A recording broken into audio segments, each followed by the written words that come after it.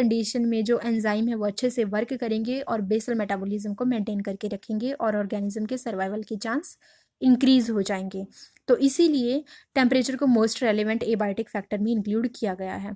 अब किस तरीके से टेम्परेचर चेंज होता है ये भी जानना बहुत ज़रूरी है, क्योंकि मैं यहाँ पर एक नैरो वे में तो बात कर नहीं रही हूँ, इसलिए क्योंकि जो भी फैक्टर है वो एक ब्रॉड वे में यहाँ पर बताए जा रहे हैं कि वो किस तरीके से अर्थ पर होने वाले बायोम्स में एक इम्पॉर्टेंट रोल प्ले करते हैं। तो जैसे कि मैंने लास्ट वीडियो में आपको बायोम के बारे में बताया था, तो अगर हम equator which is represent the 0 degree angle, अगर हम उसे ज़रा भी एंगल चेंज करते हैं तो हम लैटिट्यूड को इंक्रीज़ करते हैं। और साथ ही अगर हम एक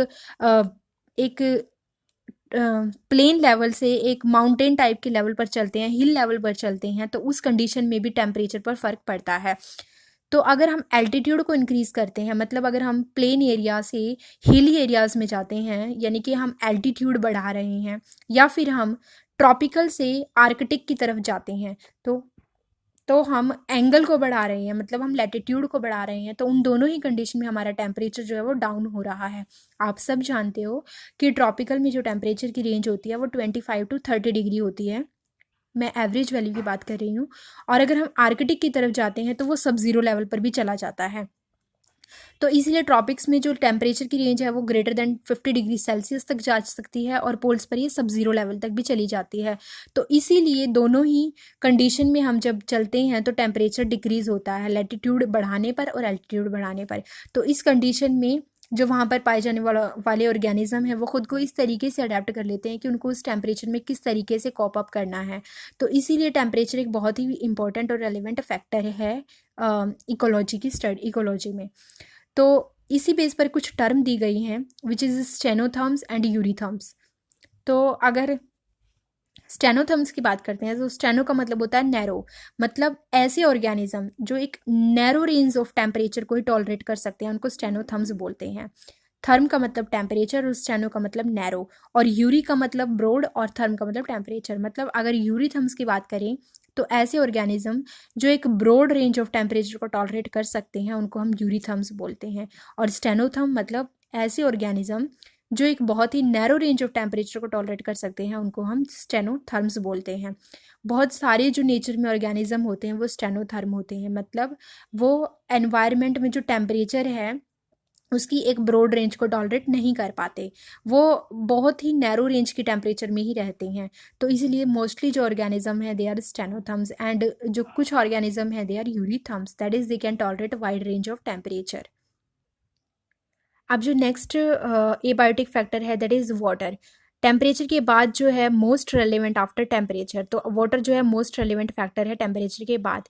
वाटर में बहुत सारी ऐसे जो चीज़ें होती हैं वो ऑर्गेनिज्म के सर्वाइवल को अफेक्ट करती हैं। लाइक अगर हम सॉल्ट की कंसनट्रेशन की बात करें तो वो भी ऑर्गेनिज्म के सर्वाइवल को अफेक्ट करती है। हर कोई जो ऑर्गेनिज्म है वो अपने नेचर के अकॉर्डिंग ही सॉल्ट कंसनट्रेशन को टॉलरेट कर सकता है। लाइक अगर सबसे पहले तो सॉल्ट की कंसंट्रेशन जो वाटर में है इस चीज़ को हम सैलिनिटी बोलते हैं वाटर की, और ये जो मेज़र है वो इसको हम पार्ट्स पर थाउजेंड में इसको हम मेज़र करते हैं। हर एक जो वाटर बॉडी है उसके अंदर सैलाइन कंसंट्रेशन डिफरेंट हो सकती है। अगर सॉल्ट की कंसंट्रेशन की बात कर रहे हैं तो वो डिफरेंट हो सकती है।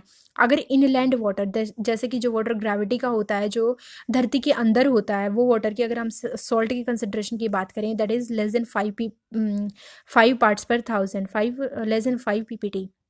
अगर ओशन की बात करते हैं तो ओशन जो है वो थोड़े ज़्यादा सॉल्टी होते हैं, उनके अंदर जो है सॉल्ट की कंसंट्रेशन वो 30 to 35 ppt हो सकती है। अगर हम हाइपर सेलाइन लगून की बात करते हैं जो कि बहुत ही ज़्यादा सॉल्टी होते हैं, तो उनके अंदर सॉल्ट की कंसंट्रेशन 100 ppt से भी ज़्यादा हो सकती है। तो इनलैंड वाटर, ओशियंस और हाइपर सेलाइन लगून्स, इन्हीं के बेस पर जो इनके अंदर सॉल्ट की कंसंट्रेशन है उस बेस पर ही इनके अंदर ऑर्गेनिज्म पाए जाते हैं। इनलैंड वाटर में ऐसे ऑर्गेनिज्म मिलेंगे जो 5 ppt की कंसंट्रेशन, सॉल्ट कंसंट्रेशन को ही टॉलरेट कर सके। ओशन के अंदर ऐसे ऑर्गेनिज्म मिलेंगे जो थोड़े ज़्यादा सॉल्ट कंसंट्रेशन को टॉलरेट कर सकते हैं, और हाइपर सलाइन लगून में ऐसे ऑर्गेनिज्म मिलेंगे जो बहुत ज़्यादा सॉल्टी एरियाज़ में रह सकते हैं। तो इसीलिए इसी बेस पर ऑर्गेनिज्म का डिस्ट्रीब्यूशन डिफरेंट हो जाता है। जैसे मैंने टेम्परेचर में आपको यूरीथम्स और स्टेनोथम्स के बारे में बताया था, उसी तरह अगर सॉल्ट कंसंट्रेशन के बेस पर डिफाइन करते हैं तो यहाँ पर भी दो टर्म्स आती हैं, दैट इज़ यूरी हेलाइन और स्टेनोहेलाइन। यूरी हेलाइन मतलब ऐसे organism which can tolerate wide range of salinity, मतलब ऐसे ऑर्गेनिज्म जो बहुत वाइड रेंज ऑफ सैलिनिटी को टॉलरेट कर सकते हैं। For example salmon fish, salmon fish की अगर बात करते हैं तो ये बहुत ज़्यादा सॉल्टी एरिया में भी रह सकती है और थोड़े कम सॉल्टी एरिया में भी रह सकती है, मतलब इसकी रेंज जो है वो बहुत ब्रॉड है, वो एक फिक्स रेंज नहीं है। अगर हम स्टेनोहेलाइन की बात करें तो ये ऐसे ऑर्गेनिज्म होते हैं जो एक पर्टिकुलर रेंज में ही मिलेंगे। अगर मान लो शार्क की बात करते हैं तो शार्क एज्यूम करो अगर ये फ्रेश वाटर में रहती है, तो अगर आप इसको थोड़े से भी सैलाइन वाटर कंडीशन में लेकर चले जाओगे तो ये वहाँ पर नहीं सर्वाइव कर पाएगी, क्योंकि ये एक बहुत ही narrow range of saline concentration, salt concentration को टॉलरेट कर सकती है। तो इसी टर्म को हम बोलते हैं stenohaline. Next is the soil. Soil is another abiotic factor. तो यहाँ पर आप सब जानते हो कि जो अर्थ की अपर मोस्ट लेयर होती है उसको हम सॉइल बोलते हैं, और सॉइल फर्टिलिटी, सॉइल का इनफर्टाइल होना, ये उसके अंदर पाए जाने वाले मिनरल्स पे डिपेंड करता है। इसके बारे में कुछ टर्म है। अगर हम सॉइल की स्टडी करते हैं, मान लो हम किसी एरिया पे जाकर के वहाँ पे कैसी सॉइल मिलेगी, क्योंकि एनवायरनमेंट के अकॉर्डिंग सॉइल चेंज होती है हर एक एरिया की, तो अगर हम उस सॉइल की स्टडी करते हैं तो इस टर्म को हम पीडोलॉजी बोलेंगे, पीडोलॉजी।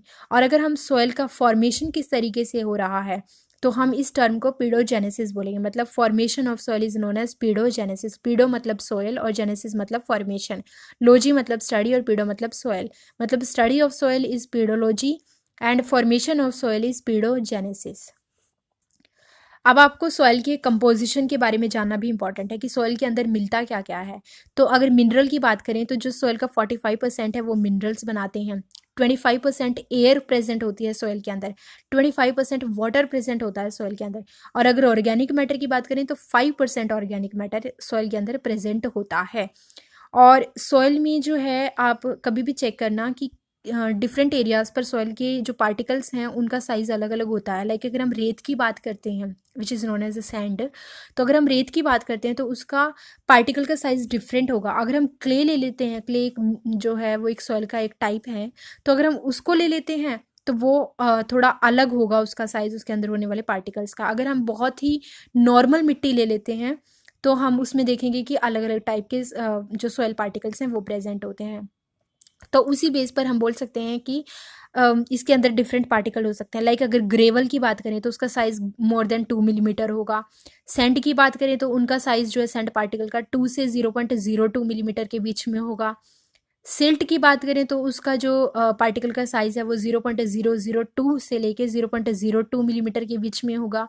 और अगर क्ले की बात करते हैं तो इसके पार्टिकल का साइज़ जो है वो 0.002 मिलीमीटर से भी कम का होगा। तो क्ले जो है वो एक बहुत ही सॉफ्ट टाइप की मिट्टी होती है।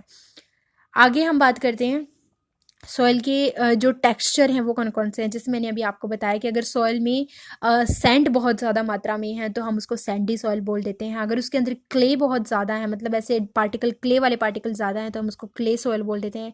इवन इनमें और भी पार्टिकल होते हैं बट इनका जो परसेंटेज है सैंड का सैंडी सॉइल में ज़्यादा होगा, क्ले का क्ले सॉइल में ज़्यादा होगा। लोमी सॉइल में जो है वो सैंड और क्ले जो है वो इक्वल अमाउंट में रहता है। आप एक बार एनसीईआरटी चेक करना, उसमें भी इन सॉइल्स के बारे में लिखा हुआ है। बट ये एक इम्पॉर्टेंट टॉपिक है, तो आप इस सॉइल का इम्पॉर्टेंट टॉपिक इसको बहुत अच्छे से समझ के जाना। Soil organic matter. सॉइल में अभी मैंने आपको इनऑर्गेनिक के बारे में बताया, जो कि ये थे मिनरल, एयर, वाटर, ऑक्सीजन, ये सब था। और ऑर्गेनिक मैटर के बारे में मैं आपको बताऊंगी। ऑर्गेनिक मैटर के अलावा सॉइल के कुछ टाइप पहले मैं आपको बता देती हूँ। तो देखो सॉइल का जो टाइप है वो, अगर सॉइल जिस जगह पर बनी है उसी जगह पर रहती है, मतलब वहाँ से रिमूव नहीं होती, तो हम उसको रेजिडुअल सॉइल बोलते हैं। अगर सॉइल ट्रांसपोर्ट हो जाती है, मतलब जैसे अगर कोई तूफान आ जाता है या कोई और वजह हो जाती है, पानी के बहाव से अगर मिट्टी बह जाती है तो उसकी वजह से सॉइल एक प्लेस से दूसरे प्लेस पर चली जाती है, तो हम उसको ट्रांसपोर्टेड सॉइल बोल देते हैं। जैसे अगर ग्रेविटी की वजह से सॉइल जो है वो ट्रांसपोर्ट हो रही है तो हम उसको कोलोवियल सॉइल बोलेंगे। अगर हवा की वजह से, तूफान की वजह से सॉइल ट्रांसपोर्ट हो रही है, हम इसको इओलियन सॉइल बोलेंगे। अगर वो बहते हुए पानी की वजह से ट्रांसपोर्ट हो रही है तो हम उसको एलुवियल बोलेंगे। और अगर वो ग्लेशियर्स की वजह से हो रही है तो हम उसको ग्लेशियल सॉइल बोलेंगे। तो ये टाइप याद रखना ज़रूरी हो जाता है।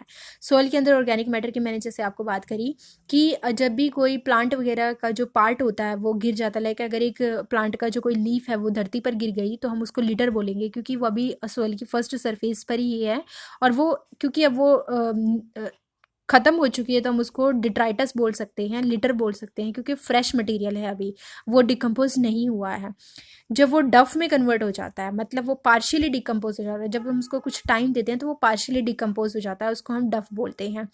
और जब ये डफ ह्यूमस में कन्वर्ट हो जाता है, मतलब ये कंप्लीटली डिकम्पोज होने के बाद फिर ये लास्ट में ह्यूमस में कन्वर्ट हो जाता है।